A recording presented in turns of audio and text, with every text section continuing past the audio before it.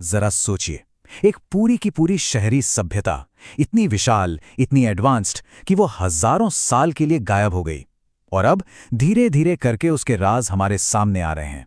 आज हम सिंधु घाटी सभ्यता के उन्हीं खोए हुए शहरों की कहानी में उतरेंगे और उनके रहस्यों से पर्दा उठाएंगे। तो चलिए शुरू करते हैं। ये सिर्फ कुछ शहर नहीं थे, जैसा कि इस नक्शे में दिख रहा है। ये एक बहुत बड़ा साम्राज्य था, आज के पाकिस्तान और भारत के एक बड़े हिस्से में फैला हुआ। इतना बड़ा कि प्राचीन मिस्र और मेसोपोटामिया की सभ्यताओं को मिला भी दें तो भी ये उनसे बड़ा था। ये शहर हजारों साल पहले बनाए गए और फिर मानो वक्त की धूल में खो गए। देखिए, इस सभ्यता के बारे में हमारी जो समझ है वो पिछली सदी में धीरे धीरे टुकड़ों में बनी है। सब कुछ शुरू हुआ 1921 में हड़प्पा की खोज से, और ठीक अगले ही साल मोहनजोदाड़ो भी मिल गया।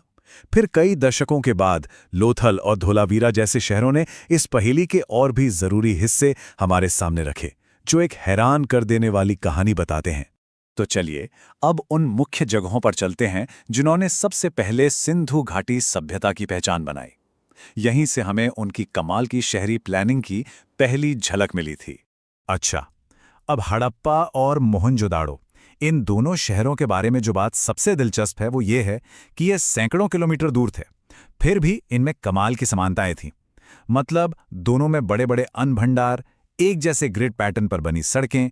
ऐसा लगता है जैसे किसी एक सेंट्रल अथॉरिटी ने दोनों के लिए एक ही ब्लूप्रिंट बनाया हो। इसीलिए तो इन्हें अक्सर जुड़वा राजधानियां भी कहते हैं।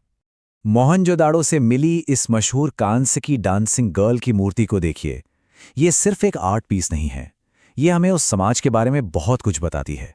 धातु को ढालने में उनकी महारत, कला के लिए उनका प्यार और शायद उनकी सांस्कृतिक प्रथाओं के बारे में भी। कौन सोच सकता है कि ये छोटी सी मूर्ति हमें एक प्राचीन संस्कृति के बारे में इतना कुछ सिखा सकती है।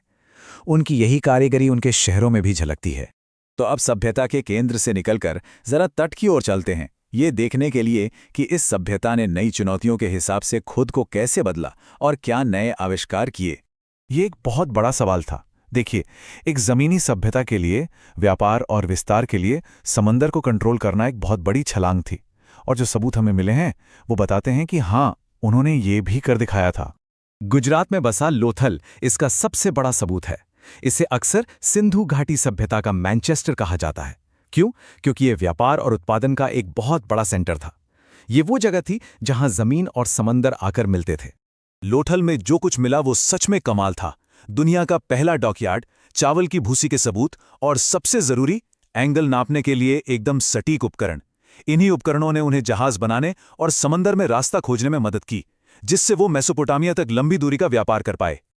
अब चलिए नक्शे को थोड़ा और फैलाते हैं और ये देखते हैं कि कैसे अलग अलग शहरों ने अपने अनोखे माहौल की चुनौतियों का सामना करने के लिए खुद को खास बनाया।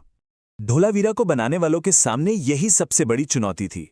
गुजरात के कच्छ के रण में बसा ये शहर एक बेहद सूखे इलाके में था। तो उन्होंने ये किया कैसे? उनका समाधान बहुत सीधा लेकिन जीनियस था। उन्होंने अपने सबसे कीमती संसाधन यानी पानी को कंट्रोल करना और सहेजना सीख लिया। और ये शानदार तरीके से दिखाता है कि उन्होंने क्या हासिल किया था। धोलावीरा में पानी को मैनेज करने का एक बहुत ही जटिल सिस्टम था। ये एक विशाल रेन वाटर हार्वेस्टिंग सिस्टम जैसा था, जिसमें बड़े बड़े जलाशय और बांध थे। इसका मकसद था कि बारिश की एक बूंद भी बर्बाद ना हो। ये इंजीनियरिंग का एक ऐसा चमत्कार था जिसने शहर को रेगिस्तान में भी फलने फूलने में मदद की। ये सभ्यता सिर्फ कुछ बड़े शहरों तक ही सीमित नहीं थी। हरियाणा में राखीगढ़ी की खोज से पता चला कि ये हमारे पहले के अंदाजे से कहीं ज्यादा बड़ी थी।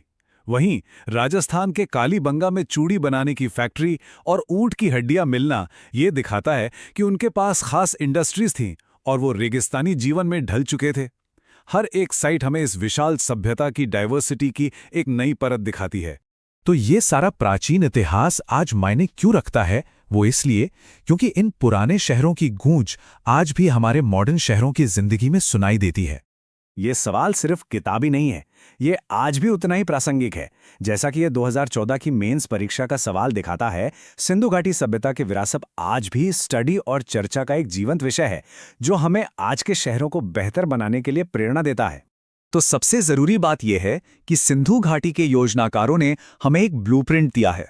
उनके ग्रिड पैटर्न वाले शहर, अंडरग्राउंड ड्रेनेज सिस्टम और धोलावीरा में पानी बचाने की तकनीकें, ये सब अच्छे अर्बन डिजाइन के सिद्धांत हैं।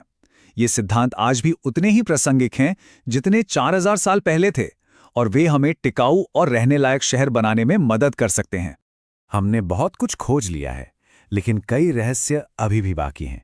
सबसे बड़ा रहस्य तो उनकी लिपि है, जिसे हम आज तक पढ़ नहीं पाए हैं। हम पूरी तरह ये भी नहीं जानते कि उनका पतन क्यों हुआ। मतलब सिंधु घाटी की कहानी अभी खत्म नहीं हुई है, और हर नई खोज हमें उस प्राचीन दुनिया के और करीब लाती है जिसने हमारी आज की दुनिया को आकार दिया है।